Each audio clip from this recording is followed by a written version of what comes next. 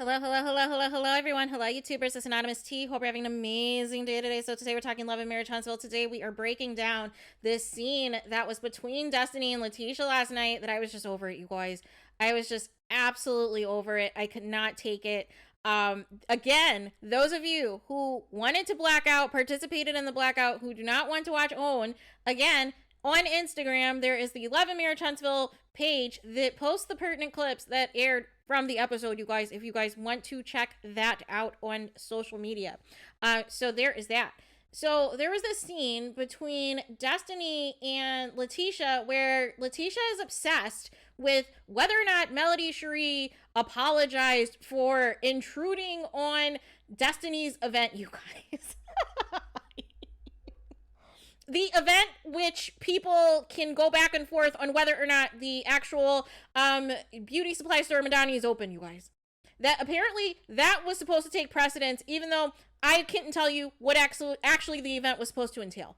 I could not tell you what the event was supposed to entail because other people had agendas of their own. They wanted to start violence of their own. They wanted to get Buck on camera, but somehow all of this is Melody SHARI's fault, you guys.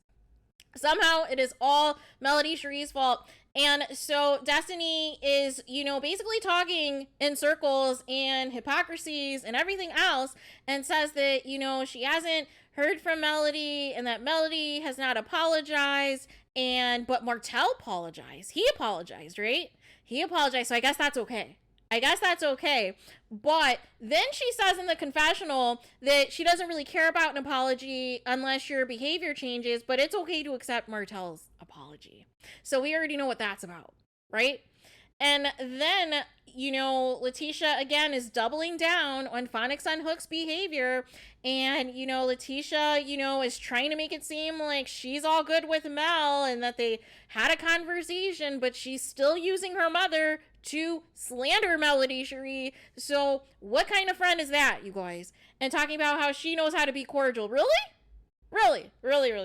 Okay. All right. I'll go along with this too, Leticia. I will go along with this foolishness too, because I do not buy what you're saying. And so then she talks about how they met with the comeback group and how she doubled down on her mom's behavior and how she tried to call out Melody SHARI and all of this stuff. And I'm just like, you know what? Just stop it. Because your rationale doesn't make any sense. Your rationale does not make any sense. And we get to the bottom of this as just being basically a bleep session to bash Melody SHARI was what the conclusion I got out of the scene. Because you guys really don't care whether or not Melody SHARI apologizes. You guys really do not care if Melody SHARI acts like the person you want her to be.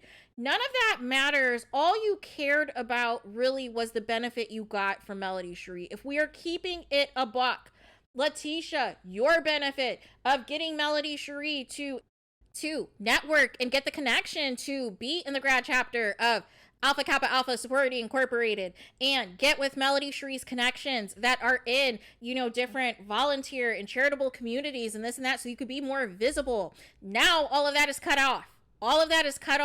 And now you have an issue. So now you want to bash her. And you want to take things personal, but you want to look a certain way on camera and look like you're above it all and that you're a neutral party. So you use your mom to basically go overboard and elicit violence and escalate things to violence and start things that are blatant lies. But you're the person who's cordial. Okay. And Destiny, it's funny because they transitioned the conversation over to Stormy, you guys, but don't blatantly say her name, right? But we know who she's talking about, right? And so her and Tisha make a big deal that, she bought Destiny and gave Destiny this Gucci purse or whatever. And again, who cares? And I know Destiny is not talking when she first made it a point when her first appearance on the show was to come for Kimmy and to, basically make it seem like she was the one balling out of control. And she wanted to make it seem like she was the person who was rich and the most successful in the cast. And now all of a sudden it is, a gotcha. It is I make more money than you. I'm more successful than you if I'm just giving you a Gucci purse. And, basically Tisha's trying to say that Stormy was trying to flex on him. And then Destiny's trying to flex and shade her new friend Stormy because Tisha's trying to hype it up like, hey, you guys are BFFs, you guys are new friends and everything else. And Destiny's like, oh, slow the brakes. And then we get into the real issue. The real tea is Destiny is hoping to forge a friendship with Stormy so that Stormy's products, her hair products from Canvas Girl Beauty, can be in Madani. The store that is barely open, you guys. But how is she and talking about, well, she could have, did this as a pop-up and, we could have did this to, collaborate and promote, my brand and her, Hair Caroline. And I'm like, oh, this is what this is about. This is what this is about. This is about, and this is the same reason you guys are upset with Melody Cherie. You see all of the ventures that Melody Cherie has, everything that she touches turns to gold, turns to success, and you do not have that access anymore. You do not have that access anymore. And so now you're on to the next successful person in the cast, which is Stormy. And now you're trying to latch on to that, but she's not giving you that energy. She, as of now, is not putting her products in your store because remember previously she had said, how is she supposed to go into business with somebody who's barely in business themselves? Like, make it make sense. And it's no shade. It's factual. How are you supposed to go into business with someone who's barely in business themselves? And expect both of your brands to grow of that partnership. And it's so rich to me that they want to expect all of these things and expect all this behavior from Melody Cherie, and they're not being transparent themselves. They're not being honest themselves of what they're really upset about. And what they're upset about is no longer having, the access to the connections that Melody Cherie has. And even if they were going to be a fake friend to Melody Cherie and pretend in pictures and, going to events to, quote, support her, that they were really there for her when really they were there to network and on their behalf to get themselves out there and get themselves more exposure. And that's really what this is. If we want to get to the bottom of this, Melody Cherie, she has a successful, lipstick line, successful, body care line, has a successful, skincare line, has a successful, merchandise line, has a successful, boot camp of how you can be successful, and doing some of the property reselling and everything else that Melody Cherie promotes for property management and everything else. And also all of Melody's public speaking engagements, her acting, her singing, and anything else that she is booked and busy for to be a speaker at, you guys, or to be a part of a specific event that is taking place. That is what you wanted, you guys. That is what the real issue is. If we want to keep it a buck, your issue is not about how Melody Cherie is or isn't treating you, you guys. Your issue is not, because it was fine when Melody Cherie was paying your bills. You didn't care. You didn't mind that, right? Because that was, somebody who didn't have to do that, who didn't have to take money out of their own account to help you, to keep the lights on. None of that was an issue. Right? But it's an issue that you are seeing Melody Cherie continue to ascend, and everybody expected Melody Cherie to be broke and destitute and miserable upon her divorce and her being completely removed from Martell Holt, with the exception of them co-parenting their children together. You guys were expecting Melody Cherie to have nothing. Except for she's probably making more money and is probably worth more now than she was being married to Martell. That Martell was the one holding her back because he was jealous of her being so successful. And now that you see that Melody Cherie is the brains behind the operation, that she is the person that made everything go, that she's the person that made the Holts relevant, she's the person that made the Holt brand rich, now all of a sudden she's an issue. Now all of a sudden you have nothing but negative things to say about her. And now you think partnering up and being in alliance with the enemy and to waste your time instead of building and making money moves, you are sitting there and gossiping about Melody Cherie and whether or not she gave a real apology and whether or not you've spoken to her.